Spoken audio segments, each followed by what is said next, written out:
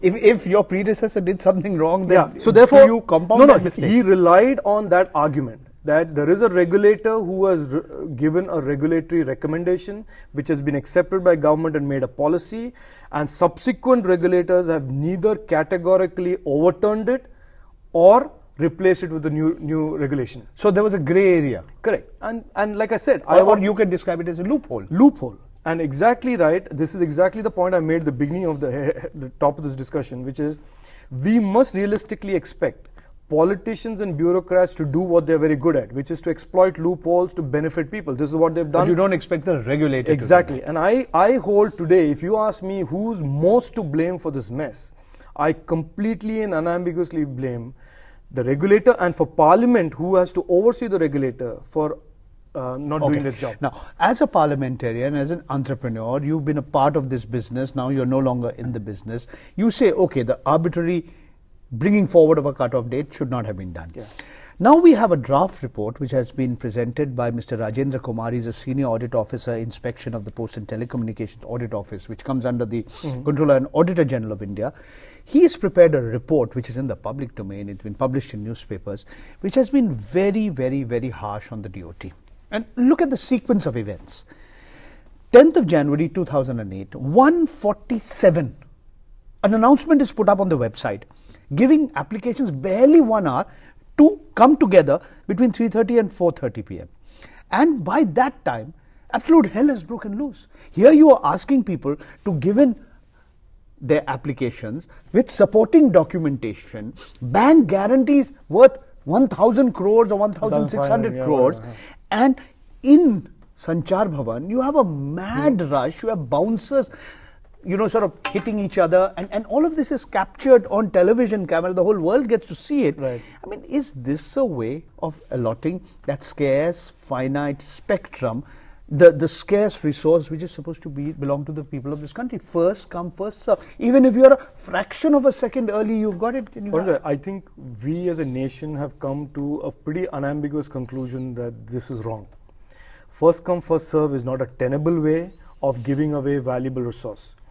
If you want to a normal citizen who hasn't understood spectrum and auctions, if you run a program where you're giving away gold at 1/10 its price at the bottom hall of a government department office in Delhi, you will get a stampede, which is exactly what happened in 2008.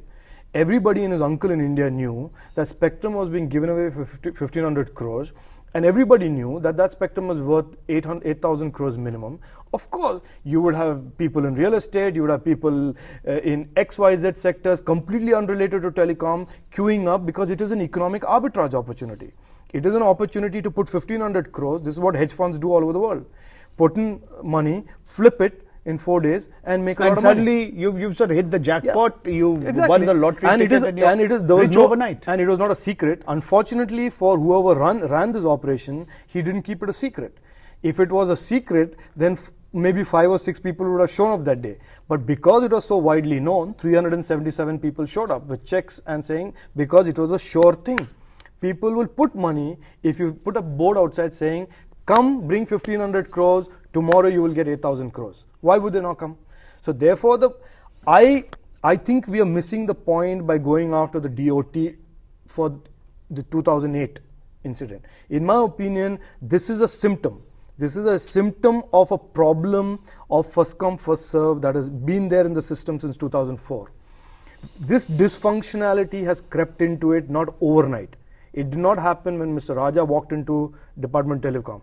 In my opinion, I've written about this, I've said about this in the Parliament. And you've written to the Prime Minister. Yeah, I've written about it, that this dysfunctionality is a disease that has been planted in 2004, has grown all the way, and has manifested in itself in this shape, size and form, and now is visible to the whole nation about what the loss to the country is. It is now for the first time visible. All right.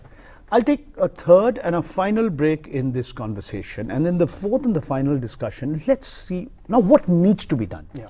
If indeed the country has incurred a huge notional loss, and according to Mr. Sitaram Yechuri's letter to the Prime Minister, that loss could be as high as 1,90,000 crores. I mean, that's a stupendous amount of money. That's like almost 5 times the amount the government is spending on the Mahatma Gandhi National Rural Employment Guarantee Program. That's more than what the government collects in one whole year on customs and excise duties. Right.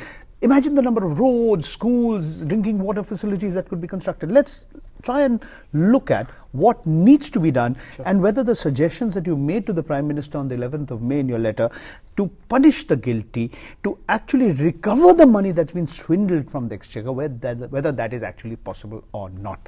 We are discussing valuation of telecommunications spectrum. Stay with us. We'll be back with you.